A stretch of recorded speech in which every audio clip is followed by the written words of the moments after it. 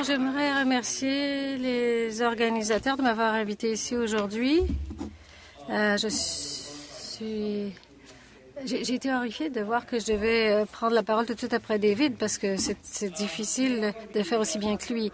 Aujourd'hui, je vais parler des lecteurs de Thomas D'Arcy McKee. Je vais vous offrir une histoire de cas sur une histoire de livre de 1845 à 1935. Je vais limiter mes remarques au sujet de ma méthodologie pour faire remarquer que l'approche suivie ici est tirée d'approches critiques littéraires, entre autres, tout en répondant à l'appel de Gerald Friesen pour un appel d'attention pour ce qu'il appelle les gens ordinaires du Canada. Edward James Mooney. From the point of view of Robert Darnton's now. Du point de vue de Robert Darnton, un modèle d'analyse qui est tiré de théories matérialistes, culturelles et économiques, d'interprétation. J'ai noté marginalia représenté dans les restes survivants de la bibliothèque Mooney et j'ai également tenu compte des aspects physiques des artefacts culturels. Generations of the family, including the decoration of Irish-related books with emerald green, orange and scarlet ribbons. In a sense, the following remarks initiate analysis of what is now. Alors, les remarques suivantes entament une analyse d'une bibliothèque, de ce qui est maintenant une bibliothèque fantôme. En 2004, les restes du ménage Mooney au 16 rue Queen, au-dessus de la rue Prince William, à Saint John, au Nouveau-Brunswick, ont mené à l'acquisition de livres et de plusieurs cartons de livres. Beaucoup de ces livres ont été jetés, mais un chercheur de livres a endommagé beaucoup de livres également, en biffant des signatures, des inscriptions. Et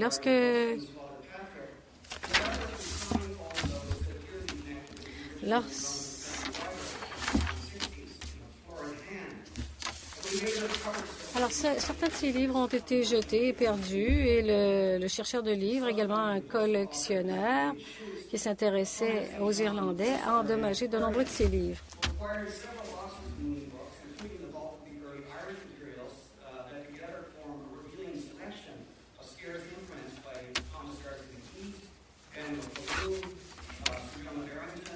Sir John Barrington, Thomas Farnham, Henry Grantham, y compris une première édition de 1857 de la collection de chansons d'Edward Ayers, ce spécimen décoré de rubans émeraude et la plaque de livre de son petit-fils Edward Mooney.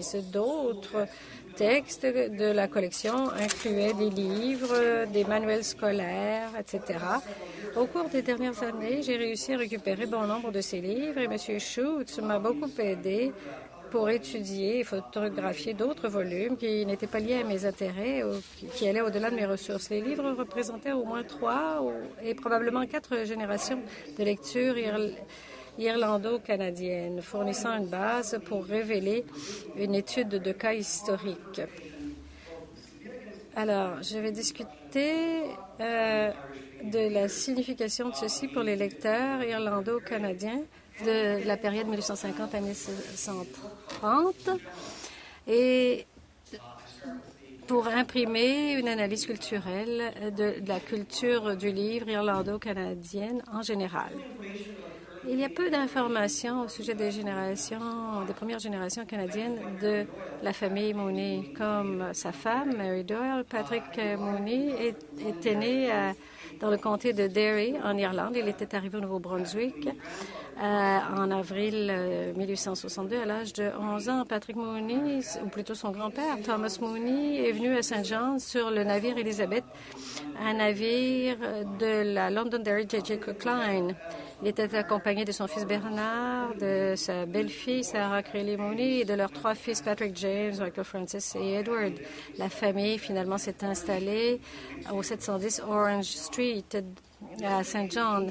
Et l'Élisabeth a fait 8 voyages transportant des immigrants entre l'Irlande et Saint John entre 1857 et 1863. Et en 1860, elle avait transporté 200 immigrants, même si on avait fait des traversées précédemment avec uniquement 19 immigrants. Thomas et Bernard Mooney étaient des travailleurs semi-qualifiés qui avaient travaillé dans le nord de l'Angleterre. Au début des années 1870, Bernard a fondé la compagnie Bernard Mooney and Sons, entrepreneurs généraux. Bernard Mooney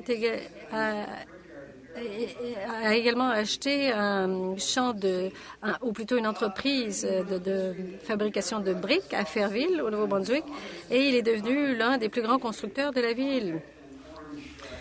Une période dans l'histoire du Nouveau-Brunswick a été caractérisée par Scott aussi et d'autres à un moment de bigoterie intense, de conflits et d'extrémisme orange.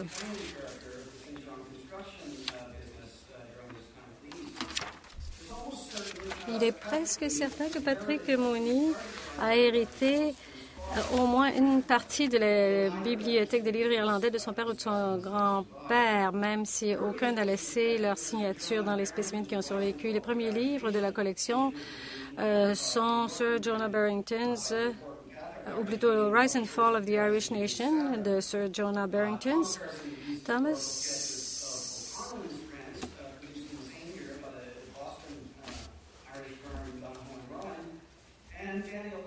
Les Historical Sketches of O'Connell and His Friends de Thomas D'Arcy McKee, produit la même année à Boston.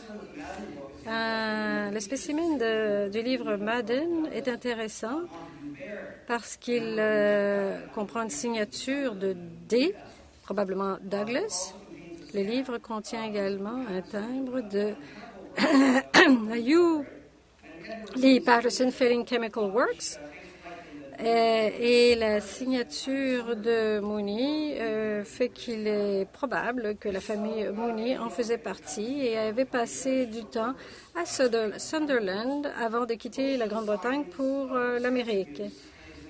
Le livre est en mauvais état, il est taché par l'eau et le livre contient des signets associés au volume survivant de la famille pendant la période après leur arrivée à Saint John. Grattan's